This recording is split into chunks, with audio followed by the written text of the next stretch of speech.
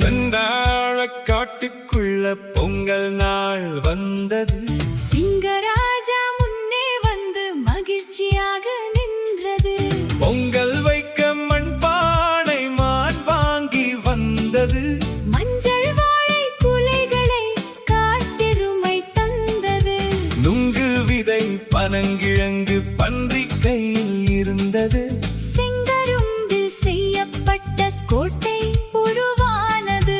அந்த கோட்டை வாசலிலே அணில் கோலம் போட்டது.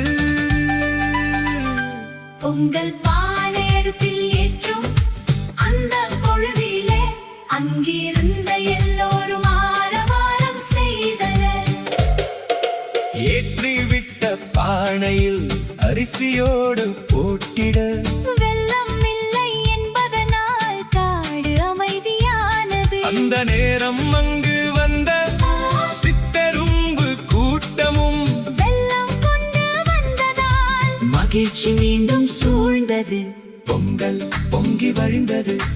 பொங்கலோ பொங்கல் என்ற சத்தத்தில காடு அதிரலானது.